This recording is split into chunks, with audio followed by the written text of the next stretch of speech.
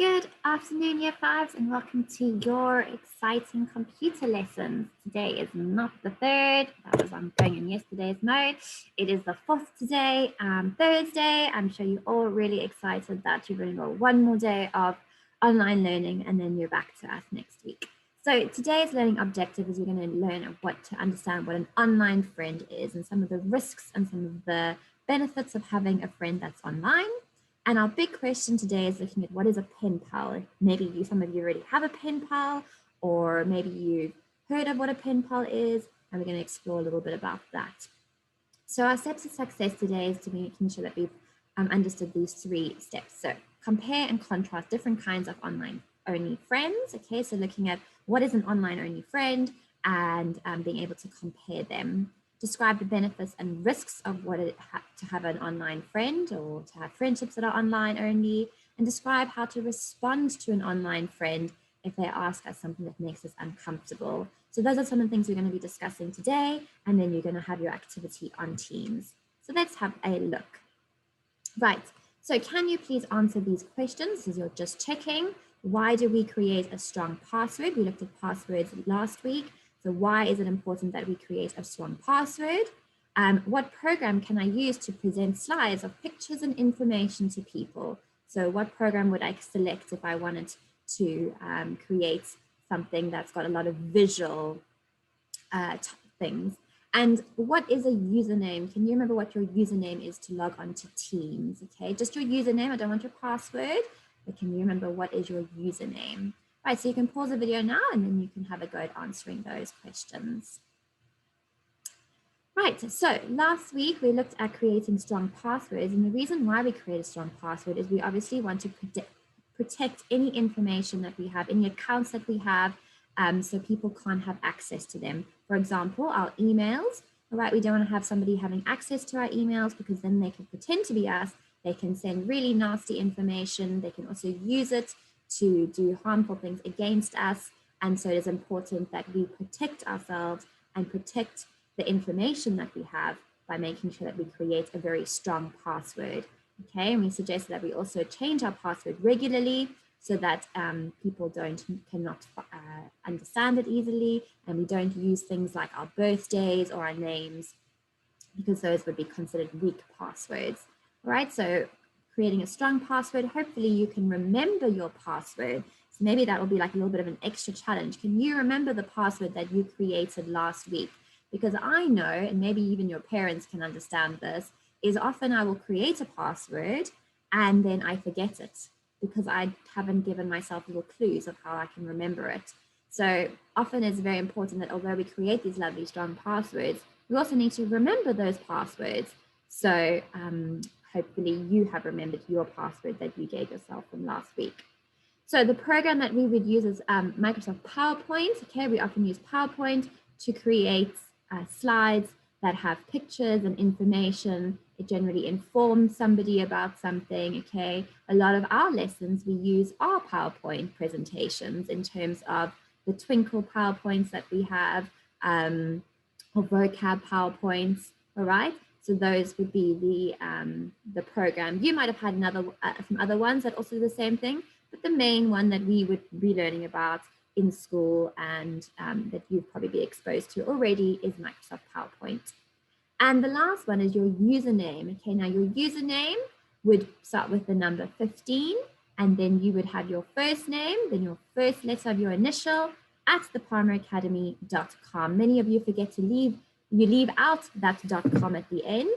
You mustn't forget the .com, all right? So that is your username, which is kind of like your name for your like what you're trying to log into, okay? And we often use that. Our usernames is our email addresses. Right, so hopefully you have remembered all of those, and we're going to be looking at what a pen pal is. Now, some of you might have a pen pal, some of you might have had one in the past, maybe you know somebody who has a pen pal, okay? Or you just generally know what a pen pal is. And a pen pal is someone that we haven't generally met, and it's somebody who lives in a different country from us, and we can then correspond with them, which means we can write to them on email, we can send them pictures, we can send them information about what our country is like, and we can get to know somebody over online system, okay? And so sometimes those can present lots of problems and risks for us, but also if it's a very positive friendship, you can learn a lot about another place, and you can even maybe perhaps go and visit that place and visit that person in a responsible way when you're older. So it's a really nice way to connect with people all over the world, because as you know, we're all different. You know that I'm different because I'm from South Africa, which is pretty much halfway around the world for most of you. So some of you have come from different countries as well to come and live in the UK. So we're all from different places, and it's always nice to get to know somebody who is different and their different ways of how they live and their different cultures.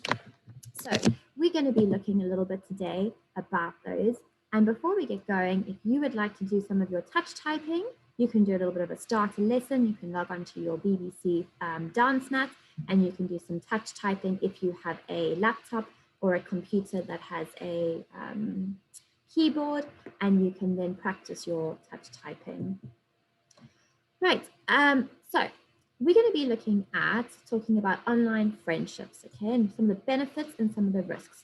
So before we look a little bit about this in detail, can you think of some of the benefits? What are some of the good things that can come out of having a friendship that's online? And it could be somebody that you haven't met before, like a pen pal. It could be somebody that lives in the same country as you even, and you talk to them, okay? Maybe you've met them on a sort of app like Instagram. Maybe you won't have that right now, but when you get older, or Facebook. And so this is ways that we can just prepare you for your future, because I must say, when I was your age, I didn't have all of this technology, all these apps that one could have, and Facebook and all the social media platforms that we have nowadays.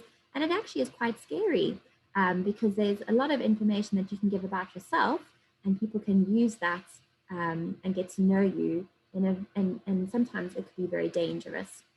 So we're going to be looking at those risks and those benefits today in more detail. But before we start, just have a little think about, what do you think some of the good things are about having an online friend? And what do you think some of the bad things could be? All right, so have a little think about those ideas now. So pause the video if you need, and maybe make 2 little mind maps for me on a piece of paper and see how much you can get going, just to have a little brainstorm about those ideas. All right, so our vocabulary today is to understand some of the words. So as we've just spoken about, a benefit is something positive that results from a situation. So we said the benefit of having an online friend would be the positive things. Our private information is information that can be used to identify you because it is only unique to you. For example, where you live, so your address and your full name, okay? And if people can have access to that, they can then do lots of damage if they're able to use that information against you. And your risks is something that is negative or dangerous that can come from the situation. So some of the bad things that could happen with an online friend. So just have a little think. Have you chatted to anybody online? Who was it? How often did you chat to them, or do you chat to them? Have a little think now about someone online. It could even be on games. I know many of you do online gaming, and you have those chat forums that you can talk to people. It could be your friends that you're talking to, so people you know from school. It could be family members that you are playing against, or it could be somebody that is joining in that you've never met before, but you are able to chat online to them. And then how often does this happen that you're speaking to somebody online? So just have a little think about that for me. Right, we're going to be looking a little bit about Sita. Now, Sita is a girl, and she is looking at 2 situations that has been given with us that present us with online situations, okay? So we're going to be looking at what happens to her and how does her feelings change in these 2 scenarios. So we're going to read the first scenario. So this is the first part of her story about being online. It says, Sita is a middle school student who is a little shy about meeting new people. Now, this can happen quite often. I'm sometimes quite shy when I meet new people, and so it's quite difficult sometimes to make new friendships, all right? Her science class has a project where each student gets to video chat with a student from their sister school in Jupna, India, which is 7,770 miles away. Okay, so they've created this pen pal sort of project so they can be able to chat to somebody who's in India. Sita is assigned to video chat with the girl named Kaya. Sita is nervous about meeting her and wonders if they will have anything in common. When they meet, however, Sita quickly sees that Kaya is a very nice and that they have lots in common. For example, they're both on Instagram. Sita also excited to meet Kaya because Sita's parents are from India, and Sita has always wanted to know more about what it's like there. At the end of their chat, Kaya asks Sita if she can follow her on Instagram. Sita smiles and says, of course. Okay, so that is the first little situation where Sita has now got given a pen pal and it has been arranged for her in her science lesson. And she then meets this girl and she actually figures out that she's actually really lovely and they've got lots in common. And the fact that perhaps Sita gets to know a little bit more about India and the culture. And she said that she's always wanted to know more about it. So then she wants to go and visit there one day. So perhaps this would be a really good friendship. It does also say that she could ask her to follow her on Instagram. And that's a nice way because she's asking if she can do it. She's requesting it. She's not just doing it. She's seeing if it's all right. And Sita smiles and says, of course. So you can see there that Sita's also feeling quite relaxed about this. She's not feeling uncomfortable about it. It's being very polite that Kaya's asked her if she can follow her on Instagram, okay? And Instagram, for those of you who don't know, is a way that you can put pictures of yourselves or things that you like.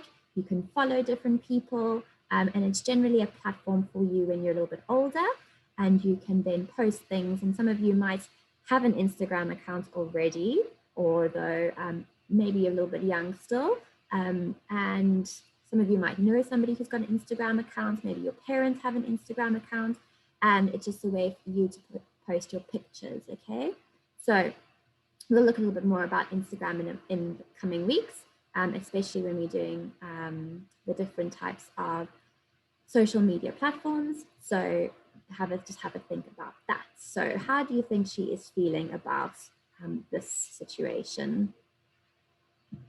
Right, we're going to look at scenario 2 now. Scenario 2 says, Sita gets a message on her phone from a friend, CJ Cool 11. She doesn't know CJ Cool 11's real name and age, but they've been online friends for a couple of months. They met when he posted a comment on one of her Instagram photos, a photo of her dog, Pepper. She replied and they shared some funny stories about their dogs. Now they talk a lot online. When she shares a problem she has at school, CJ Cool 11 always has good ideas for handling the problem. Today, CJ Cool 11's message reads, my annoying neighbor never cleans up after his dog. Sita responds, that's rude. Everyone on my street always does. After a moment, CJ Cool 11 answers back, really? What street do you live on? Sita pauses. This question makes her feel uncomfortable. Why do you think Sita is now feeling uncomfortable? Right, it's having to give personal information out now. And if somebody knows where this person lives, then that's very easy for them to find them. She also has never met CJ Cool 11, and she has no idea what he could even look like, because you can post a picture of anybody on Instagram. It doesn't have to be you, because there's no way of telling. So it's very important that you're very aware of these situations. When you haven't met somebody face to face and you don't know who they are, it's very important that you do not give out your information and you do not tell people about yourself unless you know who they are for real. So what are some of the benefits and risks of these friendships for Sita? What do you think are some of the good things and what do you think are some of the bad things for Sita's relationships between these two people? Right, so some of the benefits, some of the good things that could happen with Sita in the scenario 1 is the fact that we talked about that Kaya is now a Penpal. It's also been organized through the school, which means there's a little bit more information in terms of that these people are real, okay? That Kaya is actually a person who exists. Because if we had to organize a Penpal for you guys, we would have to make sure that we're making sure that we know that those people exist, that we contact the school, and there's a teacher involved, and they can also monitor the conversations, okay? And they can monitor what messages are being sent. And there's a little bit more comfort in knowing that this is legit, that it's actually okay. And if there's any problems, you could then report it to the teacher and they could sort it out for you. All right. So that's maybe one way, and perhaps maybe they have to use their school email addresses when they correspond as well. So it's also quite nice. Obviously, they have Instagram, okay, which is uploading the pictures. And this is a way that Kaya can then and Sita can then see each other's photos and follow each other, which is quite nice. So in the risks though, obviously CJ Cool, 11, Sita has never met him and we don't know who he is. He does give out nice information and supports her with situations, but it is a little bit worrying because we don't know who this person is. We don't know how old they are. And that's unfortunately one of the scary things about the internet is some people can pretend that they're somebody completely different, okay? And that's what we need to be very mindful of and be very careful of when we're giving out information, that we don't give out our private information. We don't tell people too much about ourselves that they then can find us, all right? Because that private information is private. It's stuff that we need to keep our identity safe, and it's important that we don't give out that information. Okay, so have a think about that. So when you're feeling uncomfortable about something, okay, especially with CJ Core, the fact that you're feeling uncomfortable is already a warning sign. It's your body saying that this is not right. And the fact that Sita was feeling like this means that she doesn't feel that this is a good thing, okay? And that's what you must always trust your instincts, always trust those feelings because they are generally right. If you don't feel comfortable about something, you mustn't do it. So how could she respond? She could have said, it's sorry, I prefer not to give out information like that over the internet. Okay, it's very important that you don't give out information like that. And that's private information.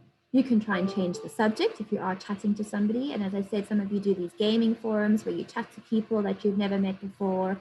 And it's important that you don't give out that information on those chat forums. You can try and change the subject. You can say, oh man, it's better not rain today, or you can try and if they still persist with trying to get personal information from you, then I suggest you go and tell your parents or and you stop communicating with those people.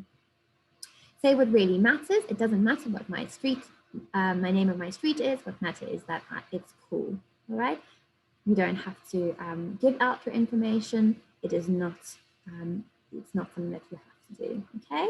So that's just some information about how you could respond to a situation that makes you feel uncomfortable.